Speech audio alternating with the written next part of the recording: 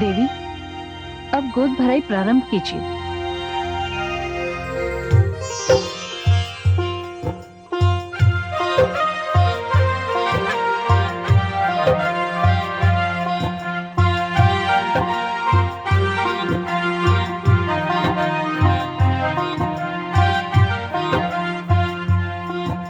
हे महादेवी, मैं अपनी ओर से भावी संतान के लिए ऐश्वर्य प्रदान करती हूँ।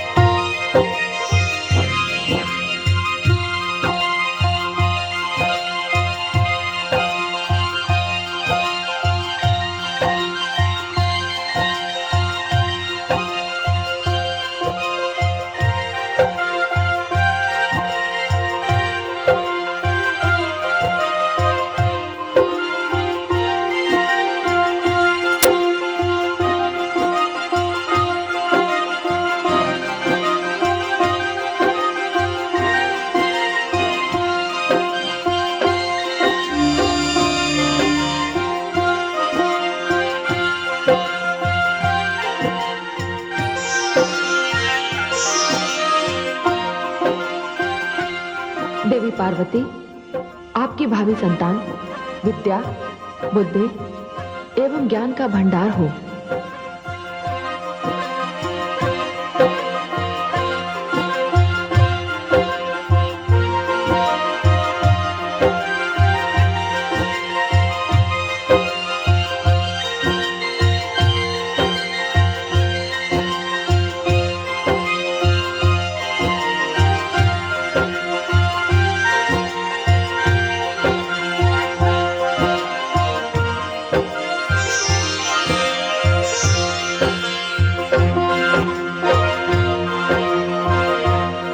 तुम्हारी मनोकामना पूर्ण हो।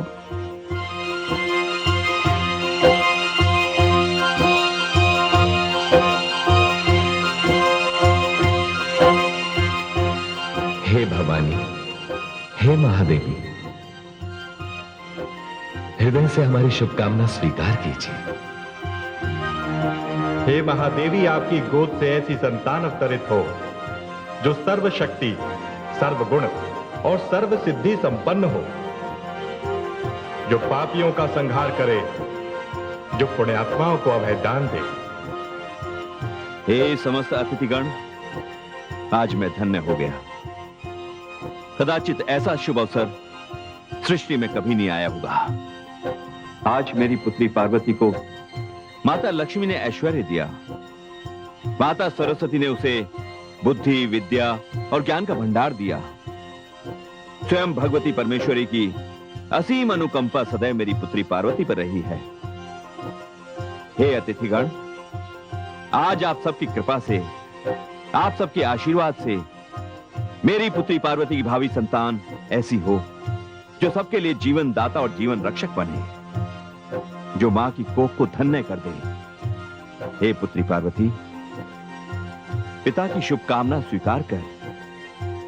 अखंड सौभाग्यवती भव पुत्री, अखंड सौभाग्यवती भव। गोद भराई की विधि बड़ी सुंदरता के साथ संपन्न हो गई। यह हम सबके भविष्य के लिए मंगल सूचक है। प्रणाम। वरुण देव, समस्त देवगण, यक्ष एवं गंधर्वों, महादेवी पार्वती की गोद भराई का महोत्सव बड़े धूमधाम से संपन्न हो गया। किंतु तारकासुर, जो कई बार माता पार्वती के वध का प्रयास कर चुका है, अब चुप नहीं बैठेगा। मृत्यु का भय तो हम सब देवताओं को भी बावला कर देता है। फिर वो तो तारकासुर है, वो फिर कोई षड्यंत्र रचेगा, फिर कोई प्रयास करेगा। आप सत्य कह रहे हैं देवराज, किंतु इसके लिए हमें क्या उपाय करना चाहिए?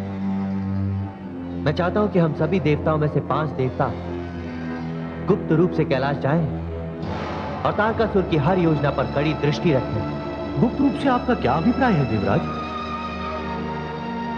गुप्त रूप से हमारा यह अभिप्राय है वरुण देव कि 5 देवता छद्मवेश में पक्षी का रूप धारण करके कैलाश जाएंगे और वहां हर पल माता पार्वती के निकट रहने की चेष्टा करेंगे।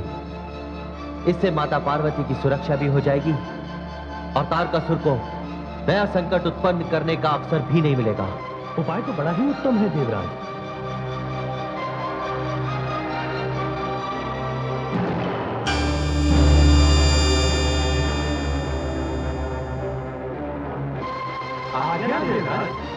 आप सभी को छद्मवेश धारण करके कैलाश पहुंचना है और वहां हर पल माता पार्वती के निकट रहने की चेष्टा करनी है। जो आज्ञा देवराज।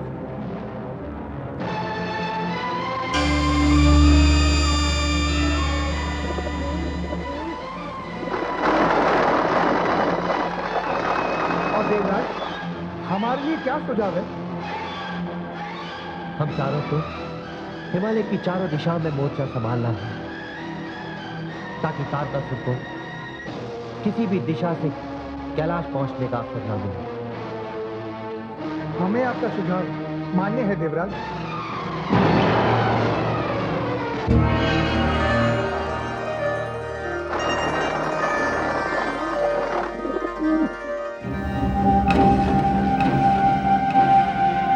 महाराज, आप बैठे हैं किंतु समय अपनी गति से भाग रहा है।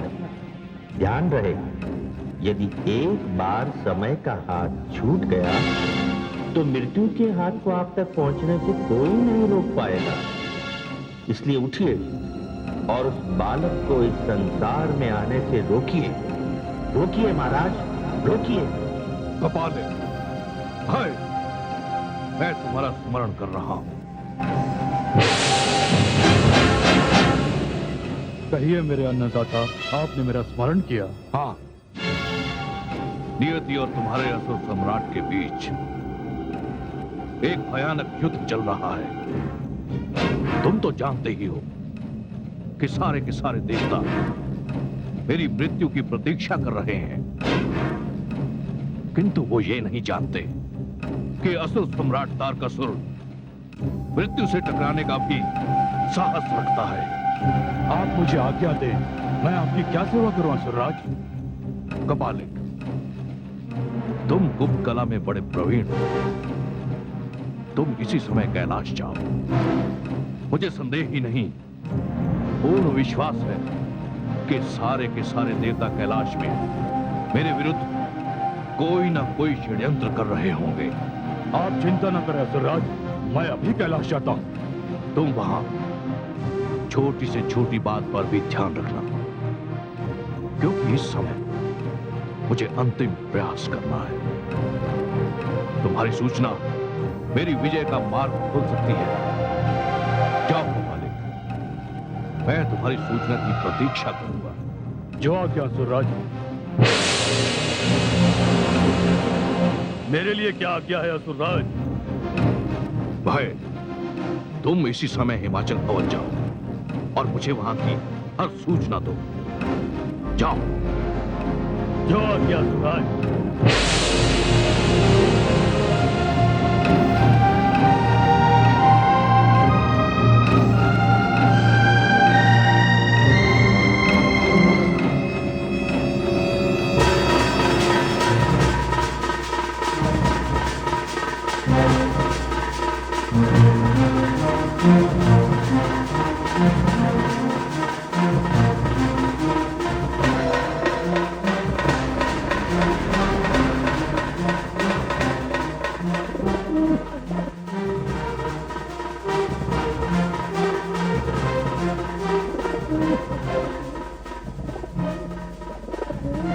अरे, असुरराज तो कह रहे थे कि यहाँ देवता लोग षड्यंत्र रच रहे होंगे। यहाँ तो इन 5 कपोतों के अतिरिक्त कुछ भी नहीं है। असुरराज तो व्यर्थ में चिंता कर रहे होंगे। मुझे जाकर उन्हें सूचित कर देना चाहिए।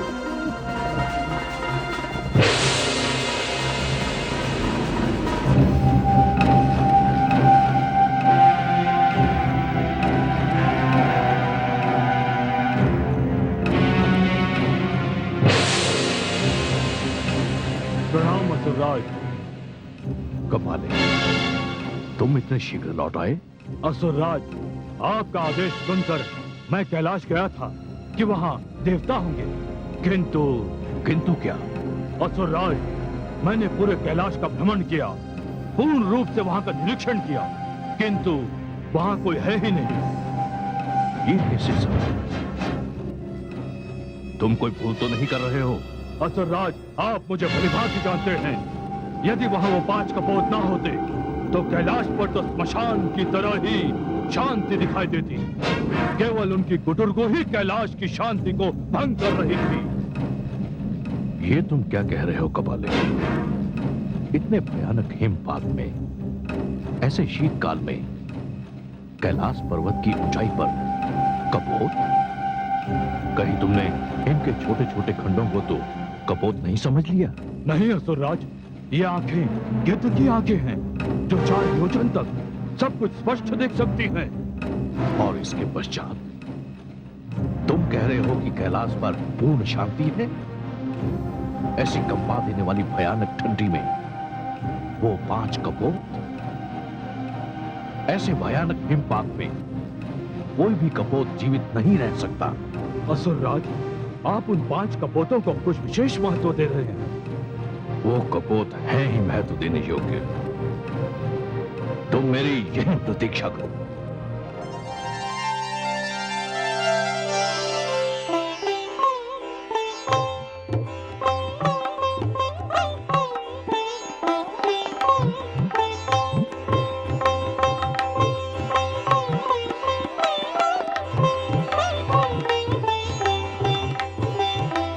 आप इस प्रकार क्या देख रहे हैं स्वामी?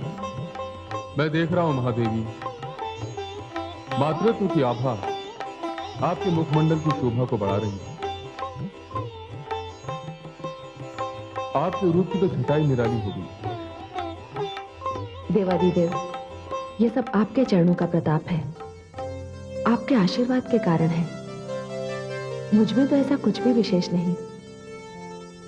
नहीं देवी, शिव की शक्ति होकर आप ऐसी कैसी बातें कर रही हैं?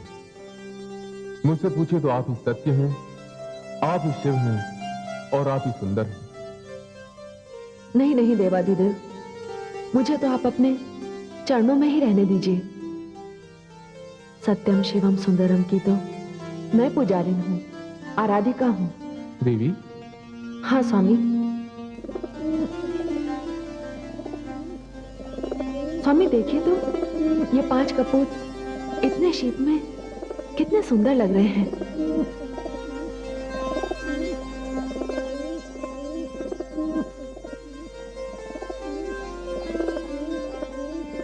नहीं देवी, ये कपोत नहीं है। कपूत नहीं है? हाँ। कौन हो तुम लोग? अपने वास्तविक रूप में मेरे समक्ष आओ, अन्यथा प्रत्येक को जलाकर भस्म कर दूंगा।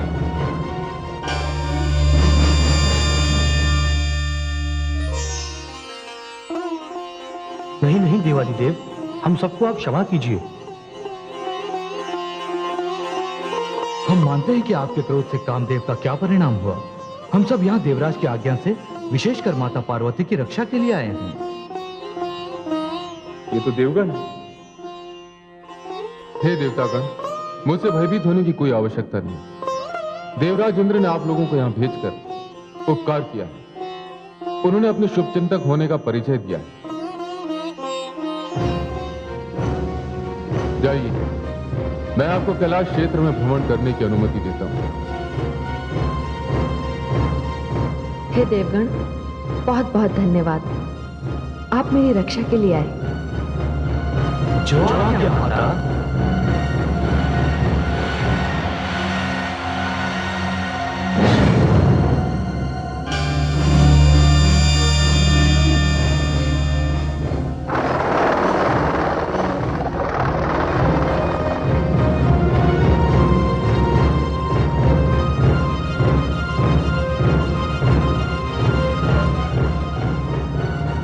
मेरे विरुद्ध ये षड्यंत्र रचा जा रहा है। ये देवता मुझसे छल कर रहे हैं। मेरा नाम भी तारकासुर है। देखना, मैं भी छल का उत्तर छल से कैसे देता हूं। महारानी, महारानी, महारानी, क्या बात है स्वामी? महारानी, हमें शीघ्र ही कैलाश यात्रा करनी पड़ेगी।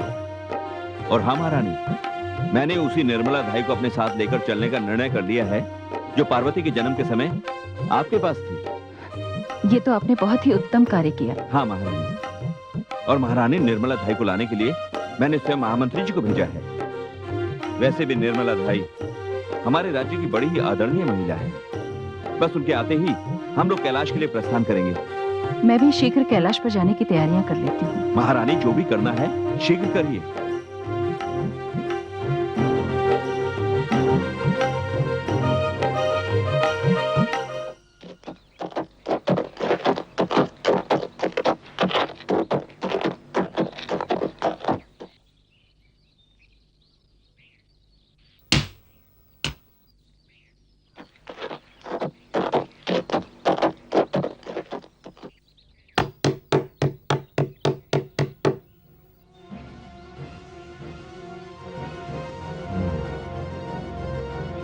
कहिए। तो बुढ़िया तू ही निर्मला धाई है जिसे महाराज हिमाचल अपनी पुत्री पार्वती की संतान को उत्पन्न कराने के लिए कैलाश ले जाना चाहते हैं। पर तू कौन है जो मेरे साथ ऐसा दुर्व्यवहार कर रहा है?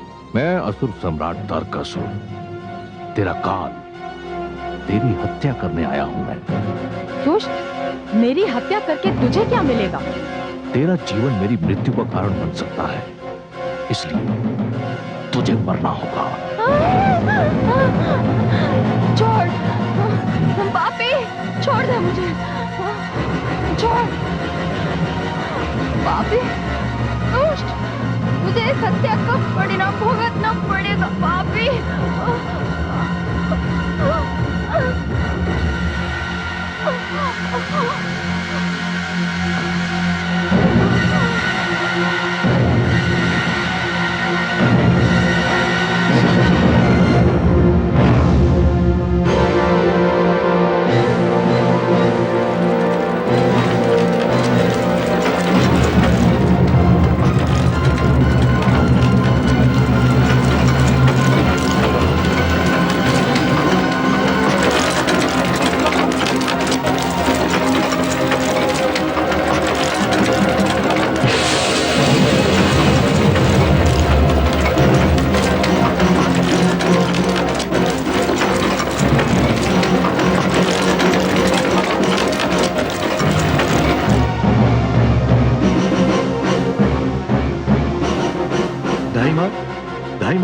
महामंत्री जी आप? हाँ धाई माँ, आप जानती हैं कि पुत्री पार्वती माता बनने वाली है। मैं आपको यहाँ से राजभवन ले जाने के लिए आया हूँ और वहाँ से महाराज हिमाचल और महारानी मेना आपको कैलाश लेकर जाएंगे। अहो भाग्य मेरे, चलिए। आइए।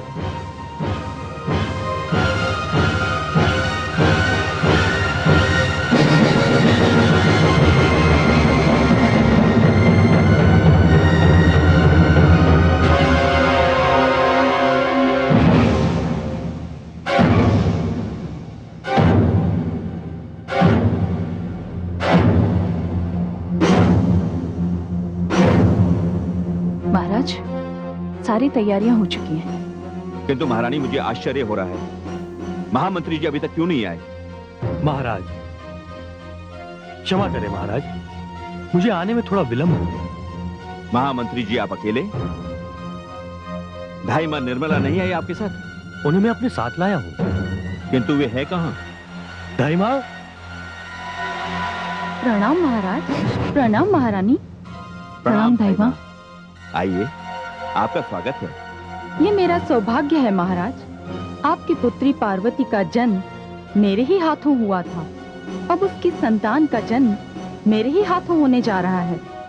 हमें शीघ्र ही कैलाश चलना चाहिए। शुभ कार्य में विलंब अच्छा नहीं। आपने सत्य कहा धाई मां। आइए, चलिए महाराज।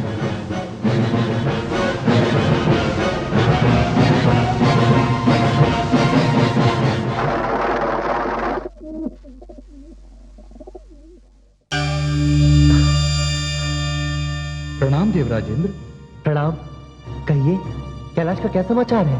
देवराज, वहाँ सब कुछ कुशल है। हम निरंतर स्थिति का निरीक्षण कर रहे हैं। अभी तक तो तारकासुर की ओर से कोई भी संकट उत्पन्न नहीं हो पाया है।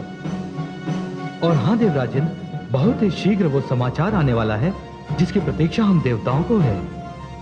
हाँ, वो समाचार तारकासुर का विनाश और हम समस्त देवताओं के दुखों का अंत होगा।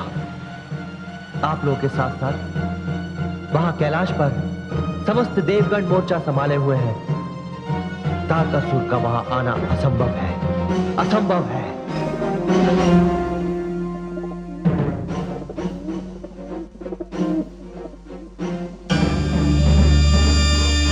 आइए महाराज हिमाचल, कैलाश पर आपका स्वागत है।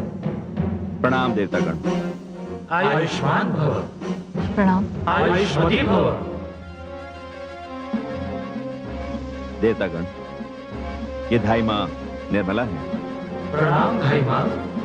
प्रणाम। धाई मां, आप पार्वती के कक्ष में जाइए। इस समय उसे केवल आप ही की आवश्यकता है। आपने सत्य कहा महारानी। आप जाइए धाई मां, हम अपने जामाता के साथ उस शुभ समाचार की प्रतीक्षा करेंगे। जो आज्ञा महाराज।